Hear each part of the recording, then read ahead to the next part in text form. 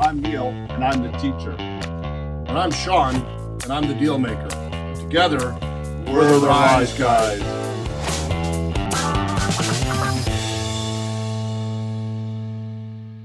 If you're gearing up for your RECA exams, you are probably feeling completely overwhelmed right now. There is a mountain of rules, regulations, and complex legal scenarios to memorize. But what if I told you there is literally a master key, one single golden rule that can unlock the right answer for you almost every single time you are stuck? Let us jump right in and figure out exactly what that secret weapon is. Now, take a look at this. A massive 53% of your exam focuses entirely on professional conduct. We are not talking about calculating square footage or doing mortgage math here. We are talking about ethical decisions. And you really need to be ready for this because RECA just completely redesigned these exams. The fundamentals exam, that is going to throw 120 questions at you. The practice area exams like practice of residential real estate have 100. And they are using tricky new formats now. Things like multiple select, where you have to pick all the correct answers, matching assignments, and even picture identification. So to avoid getting blindsided, take the official practice test. It's a bit shorter than the official finals. It costs $65, and on you get 75 questions that are psychometrically mapped to the real deal.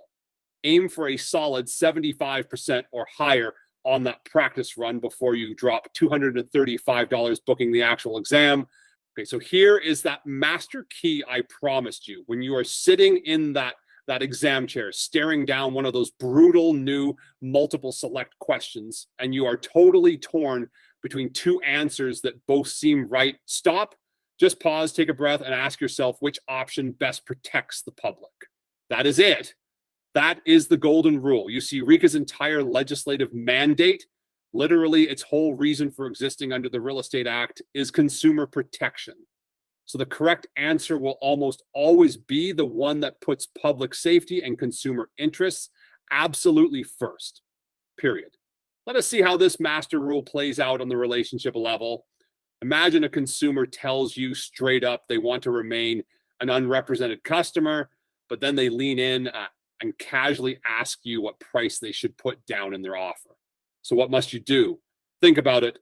Which of those protects the public the most? The answer is you absolutely must refuse to give that advice. Why?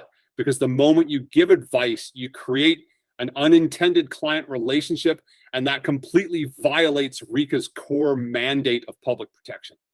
By flat out refusing to help them negotiate, you are actually protecting them from unprotected reliance.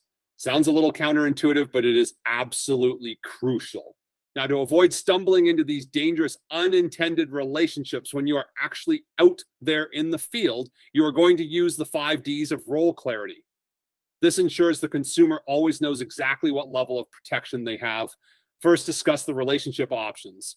Next, determine what they actually want. Then document it in writing, and this has to happen before any confidential info is shared. After that, disclose your status to all the other parties, and finally, do exactly what you agreed to. It is literally the perfect step-by-step guide for protecting the public. Applying our golden rule to conflicts of interest, what is the most protective action you can take for the public? It is avoiding the conflict altogether. If you see a potential clash coming between your interest and a client's interest, anticipating it and either restructuring the deal or just declining the representation entirely is the best move. And if an unavoidable conflict hits a total wall because your client will not sign off on it, you have to terminate the relationship. That is option A.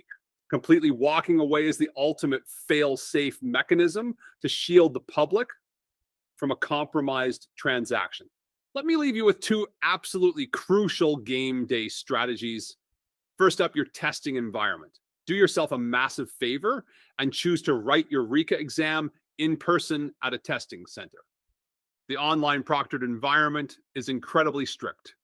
You can get kicked out entirely just for looking away from your screen for a second or having a minor internet blip. A testing center completely eliminates those technical risks. Second, manage your time with a 3-pass strategy. Dedicate your first hour to blasting through the easy questions that you know instantly. Use your second hour to really grind through the difficult scenarios, remembering to lean heavily on that public protection principle, and save your final hour just for review to catch any careless errors. At the end of the day, remember this: self-regulation in this industry is a privilege, and it is built entirely on public trust. When you are stuck between two answers on exam day, stop and ask which option best protects the public. That is your master key. Take the practice test first, aim for 75% right in person at a testing center, and use the 3-pass time strategy. So with your exam looming, are you ready to uphold that public trust? I know you are. Thanks for joining me for this one, and I will see you next time. New webinar summary every week. Subscribe so you never miss one.